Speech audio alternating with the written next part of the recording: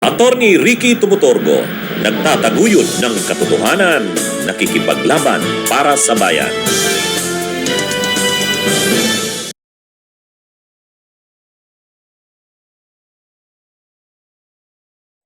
Mga kabunyog, mga kababayan, welcome po sa isa na namang episode ng ating talakayan dito po sa aking bagong segment, ang Take Ko, Attack ni Attorney Ricky Tumutorgo. Ayan, mga kabunyog, mga kababayan, ano po ito? Pag-usapan po natin itong mga maiinit na issue ngayon, ano? Lagi niyo pong subaybayan itong mga talakayan ko dito sa bago kong segment na ito po ay dito sa aking Attorney Ricky Tumutorgo YouTube channel. Kaya kung hindi pa po kayo nakasubscribe, subscribe na po kayo. Mayroon din po akong Attorney Ricky Tumutorgo Facebook page. Kung hindi pa po kayo nakafollow, follow na po kayo. Ito mga kabunyog, mga kababayan. Pag-usapan natin to. Matindi Matindi ang babala ni Yusik Claire Castro. Sabi ni Yusik Claire Castro, hindi palalampasin. Ganun talaga yung eksaktong sinabi ni Yusik Claire Castro Hindi daw palalampasin ng Administrasyong Marcos itong nangyaring insidente sa Senado noong May 13, 2026. Ganun katindi ang sinabi ni Yusik Claire Castro. Seryoso daw ang pangyayari na yon para sa Pangulo, ano? At ang order ng Pangulo ay talagang imbestigahan ang nasabing insidente at magsagawa ng mga kaukulang aksyon kaugnay noon, kaugnay sa nasabing insidente. Hindi simpleng insidente niya yon, sabi ni Yussi Claire Castro. Kaya ang order daw ng Pangulo ay imbestigahan. Agad-agad daw na pinulong ng Pangulo ang mga officials ng NBI, ng PNP matapos ang insidente. Kasi naniniwala daw ang Pangulo na hindi simple ang nangyaring putukan, yung pagpapaputok sa nasabing insidente sa Senado. Hindi niya ito isang bagay na pwedeng palampasin. Kaya gusto talagang malaman daw ng administrasyon o ng Pangulo sino ang may pananagutan sa nasabing insidente. At kung sino man ang may pananagutan ay dapat managot. Dapat makasuhan. Yan ang instruksyon daw ng Pangulo. Kaya hindi ito palalampasin. Hindi pwedeng ganun-ganun na lang ang pangyayaring iyon. Tama naman. Kumbaga hindi naman talaga simple yun. Sa ngayon lang nangyari na nagkaputukan sa loob ng Senado. Ngayon lang nangyari yan. Kaya lang ang ano kasi dito, ang masaklap dito, yung sinasabi ng Sergeant at Arms ng Senado na under attack ang Senado, hindi naman. At yun yung drama ni Alan Peter Cayetano at nila Pia Cayetano at ng iba pang senador ng kabilang Sampurya, yung drama nila na ang Senado ay under attack, wala naman. Ang lumalabas ngayon sa mga ebidensya, tambak na ang ebidensya, ang malinaw, gawa-gawa lang ang nangyari. Nagpanik itong si Aplaska. Nagpaputok. Inubos ang ilang bala. Wala namang pinapaputukan. Wala namang provokasyon. Wala namang actually hindi naman kapasok ang NBI. Hindi hindi nga wala naman halos yung team ng NBI nandoon naman sa loob ng GSI's building. Kaya lumalabas ito na matindi talaga 'tong pangyayaring ito. Kaya lang ang mali naman kasi dito sa liderato ng Senado, pinoprotektahan pa si Aplaska. Pinoprotektahan pa si Aplaska. At ini-insist talaga nila na ang Senado ay under attack. Ang linaw-linaw naman wala namang attack.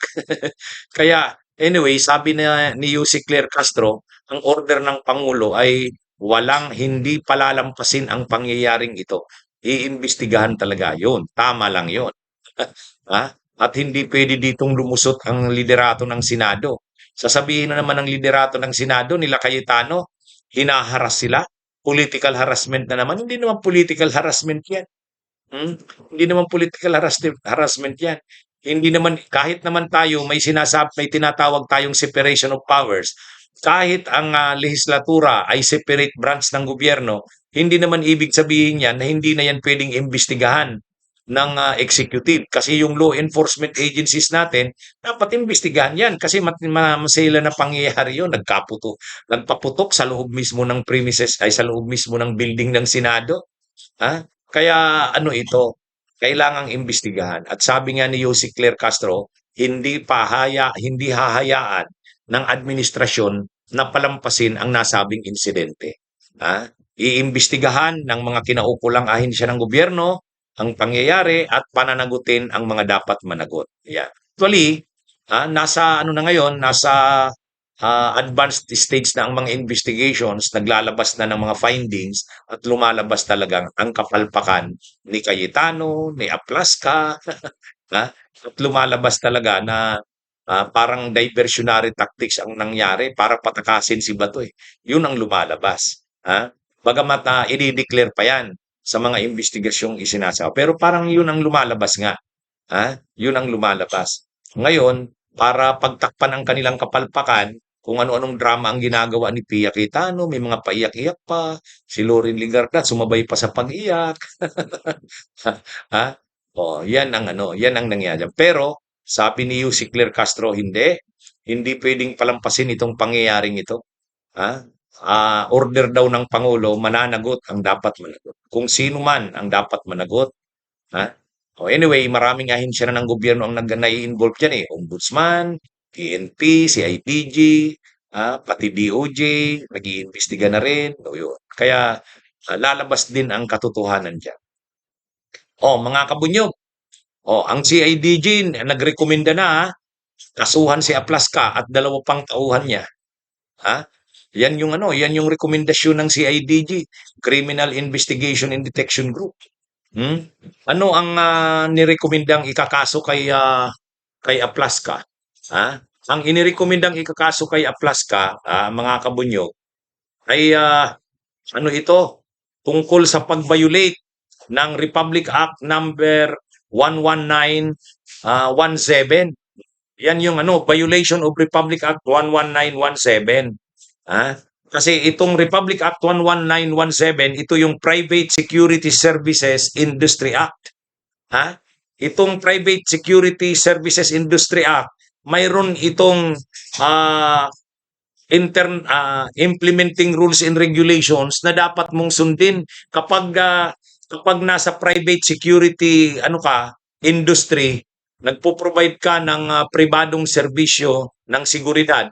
Lumalabas pala nito mga kabunyog, yung mga security doon sa loob ng Senado sa ilalim ng Office of the Sergeant at Arms ay private security agency yun.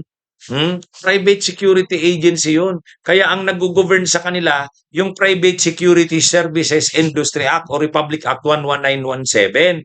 Ngayon, ayon dito sa paglilinaw ng CIDG, ang Republic Act 11917, mga private security agencies, mayroong sa implementing rules and regulations, mayroong tinatawag na 6 levels of force continuum.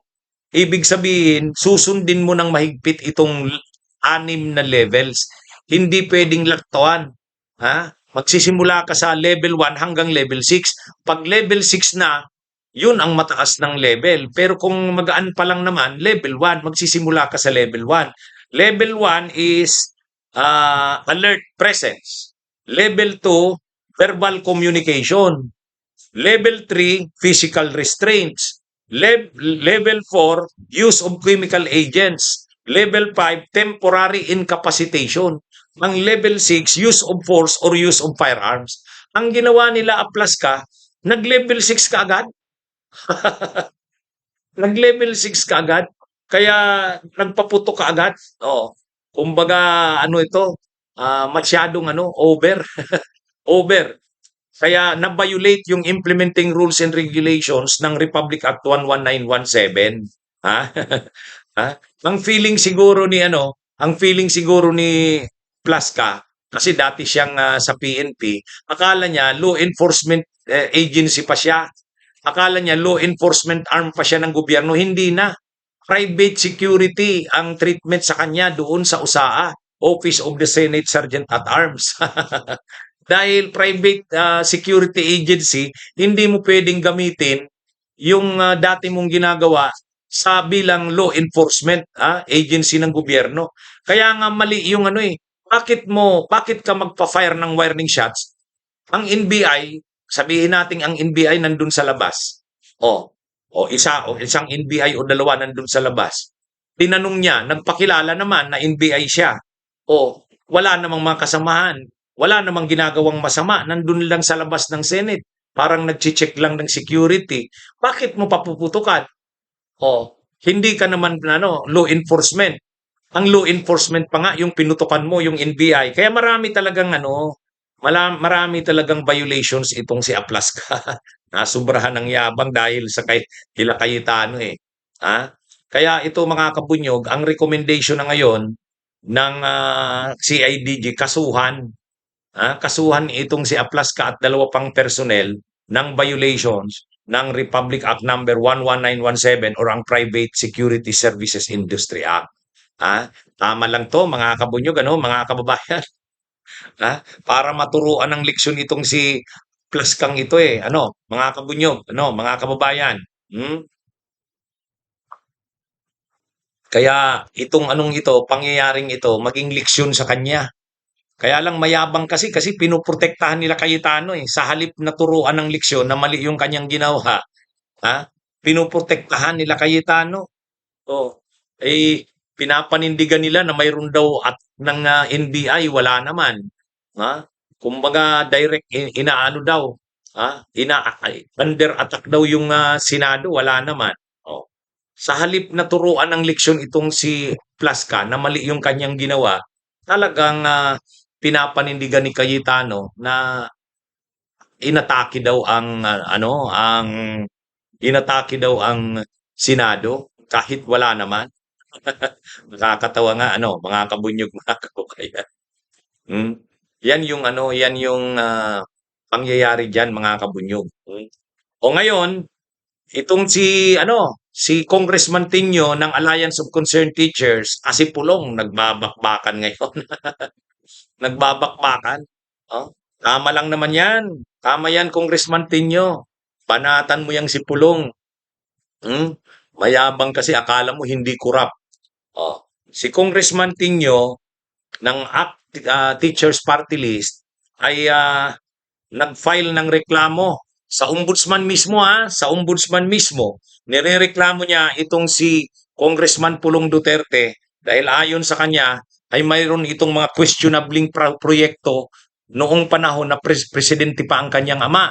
Nung presidente pa ang kanyang ama at siya ay congressman ng Davao City, kung saan bilyon-bilyon ang proyekto, kasama na ang mga flood control project sa Davao City, mayroon umanong nakarating sa kanilang impormasyon na may mga ghost projects, substandard projects o kung anuman na kailangang imbestigahan ng ombudsman.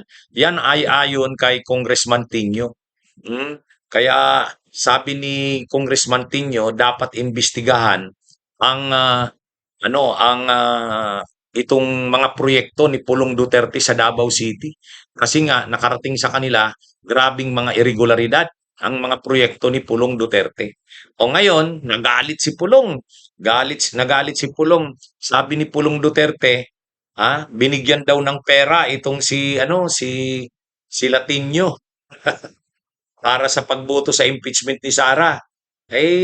Dininay naman yan ni Congressman Tinio, hindi daw totoo yan. Kasinungalingan yan. Kaya lang nagsasabi niyan si Pulong ay dahil nga sa reklamo niya.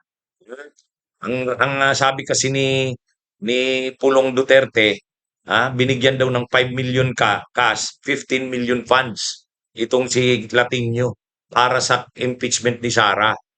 Kaya ito daw ay kakampi daw ng Marcos itong si Tinio. Bakit daw ang ginagawa ni Tinio ay kinakasuhan lang ang Duterte, pero ang Marcos ay hindi? Sinagot naman niya ni Congressman Tinio. Sabi ni Congressman Tinio, di ba sila pa nga ang nag-file ng impeachment complaint din laban kay PBBM? Sila yung nag-file, yung Alliance of Concerned Teachers, yung Makabayan Black.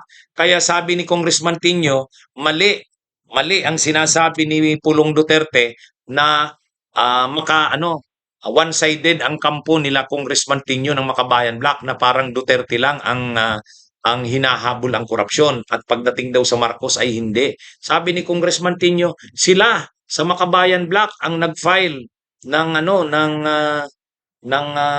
impeachment kay PBBM. Kaya lang na-dismiss nga sa Justice Committee. Pero yung sinasabi ni Pulong na bias ang Makabayan Black, na yung Duterte lang ang hinahabol sa mga kaso ng korupsyon, hindi totoo niya yan, sabi ni Congressman Tinio ng ACT Teachers Party List Makabayan Black.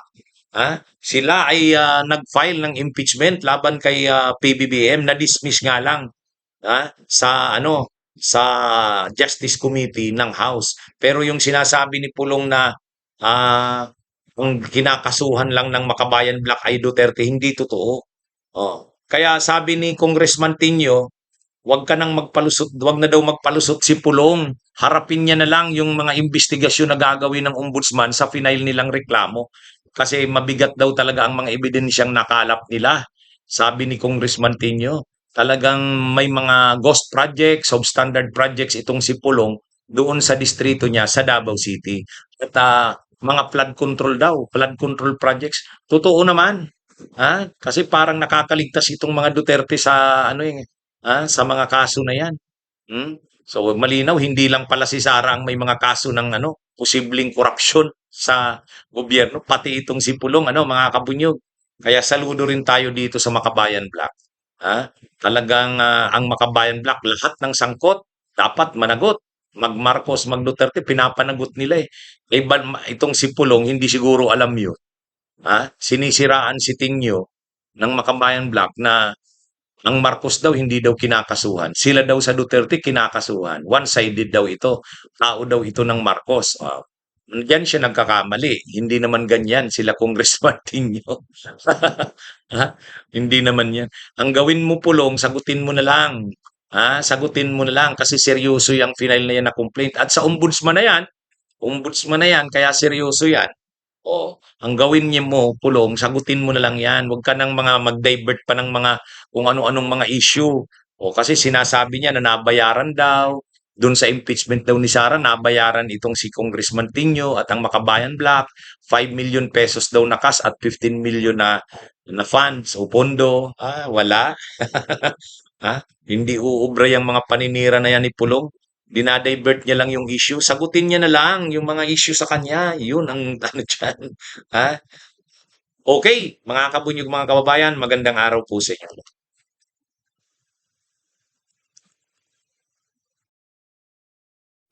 Bunyog, bunyog, halikan na kasama ka.